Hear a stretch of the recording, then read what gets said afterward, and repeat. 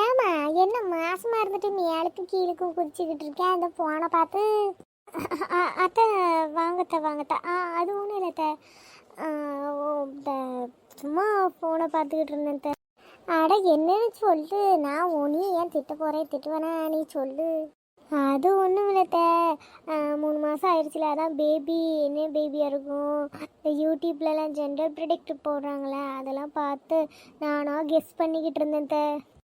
சரி என்ன பிள்ளை இருந்தால் என்ன, நீ ஆளை பார்க்காத, நீ சந்தோஷமாக இருக்கிறியா? இது ஏக்கு மூஞ்ச இப்படி தூக்கி வச்சிருக்க? என்ன உங்கள் அம்மா ஃபோன் பண்ணாவுளா? உங்கள் அம்மாட்ட பேசினியா நீ?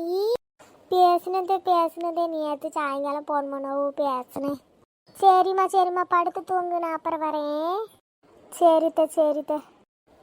என்ன இந்த பொண்ணு மாசமாக இருந்துட்டு மேலையும் கிளியும் குதிச்சுக்கிட்டு, ஐயோ கொஞ்சம் ஆட்டமா குறைஞ்ச ஆட்டமா. நம்ம போனதுக்கப்புறம் அப்படி மூஞ்சி சோகமாக வச்சுக்கிறா. நம்ம போகிறதுக்கு முன்னாடி போனை பார்த்து கூச்சிட்டு கிடந்தா. நம்ம போனதுக்கப்புறம் ஏதோ மயக்கத்தில் இருக்க மாதிரி மூஞ்சி தூக்கி வச்சுக்கிட்டு உட்காந்துருக்காள. என்னம்மா இந்த பக்கம் என்னாச்சு? ஒன்றும் இல்லத்த, ஒரே வாமிட்டு, என்னால் ஒன்றும் முடியலை. ஐயோ நான் வேணா சுடுதண்ணி ஏதாவது வச்சு தரட்டாமா? வெந்நீ வச்சு தரேன். கடுங்காப்பி எதுவும் போட்டு தரவா? அத்தை அதெல்லாம் எதுவும் வேணாத்த, இல்லை கொஞ்ச நேரம் தூங்கி ரெஸ்ட் எடுக்கிறேன். மாசமாக இருக்கக்குள்ள எப்போ பாரு தூங்கிட்டே இருக்கக்கூடாதுமா, கொஞ்சம் சுறுசுறுப்பாக இருந்தால் தான் குழந்தையும் சுறுசுறுப்பாக இருக்கும். நீ உட்காரு, நான் உன் அத்தை தானே, உன் அம்மா மாதிரி. நான் போய் சுடு தண்ணி இல்லைன்னா கடுங்காப்பி ஏதாவது போட்டு எடுத்துகிட்டு வரேன். அதெல்லாம் வேணாத்த, உங்களுக்கு எதுக்கு சிரமம், நீ சும்மா கடை, நான் போய் போட்டு வரேன். பாத்திரத்தை எங்கே வச்சா தெரியலையே, இவளுக்கு இதே தொலையாக போச்சு, வாந்தி வருது மயக்கம் வருதுன்னு. இப்போ மட்டும் சுடுதண்ணி ஏதாவது இதாக வேணுமான்னு நான் கேட்கலன்னா மகன் வந்ததும் போட்டு கொடுத்துருவா. உங்கள் அம்மா என்னையை பார்த்துக்கிட்டு இருக்குது, நான் வாந்தி எடுத்துக்கிட்டு இருக்கேன், சும்மா உட்காந்துருக்குன்னு. அதுக்காக கேட்டோம்னா ஓவராக பண்ணுவா. என் முன்னாடி வேணான்ட்டு என் மாவன் வந்ததும் போட்டு கொடுத்துருவா. இவளை நம்பவே முடியாது. அவங்க ஆட்டை வீட்டுக்கு கிளம்பி போக வேண்டியதானே, இங்கேருந்து ஏக்கு நம்ம உயிரை எடுத்துக்கிட்டு இருக்கா. இவளை மாதிரி ஒரு பொம்பளையே பார்த்ததே இல்லை நான். சரி எதையோ ஒன்றா போட்டு கொண்டு போய் கொடுப்போம். போங்க மாமியாரே போங்க, போய் நல்ல வேலை செய்யுங்க. இன்னும் எவ்வளோ வேலை வாங்கியிருப்பீங்க இந்த வீட்டுக்காக. இப்போ இது என்னோட டைம், எனக்காக நீங்கள் வேலை செஞ்சு தான் ஆகணும். எப்படி இப்போ போய் நான் எங்கள் அம்மா வீட்டுக்கு போகணுமா? வாய்ப்பே கிடையாது. இதுக்காக தான் நான் இவ்வளோ நாள் காத்திக்கிட்டு இருந்தேன். நீங்கள் தாங்குன்னு தாங்கணும், உங்களை நான் வேலை வாங்குன்னு வாங்கணும். நீங்கள் மட்டும் எனக்கு ஏதாவது வேலை செய்ய மாட்டேன்னு சொல்லுங்கள், என் வீட்டுக்கார் வந்து உங்களை அப்படியே போட்டு விட்டு நொக்கு விடுறேன் உங்களை.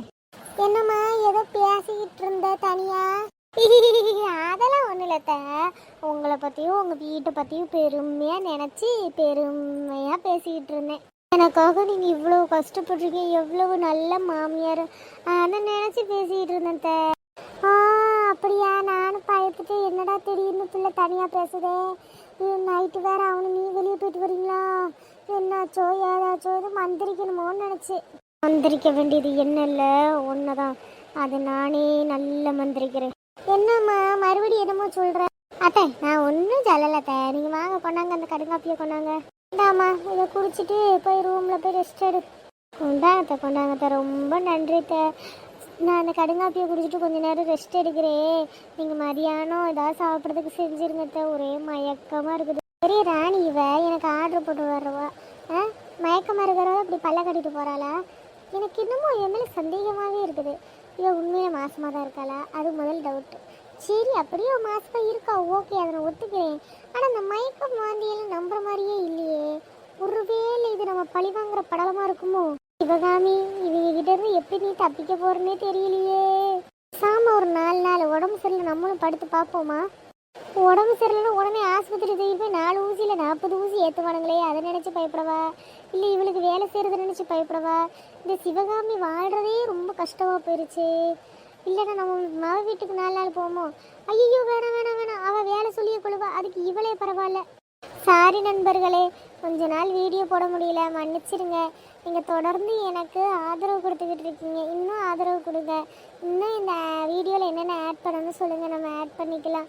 தயவு செஞ்சு கொஞ்சம் வீடியோ ஃபுல்லாக பாருங்கள்.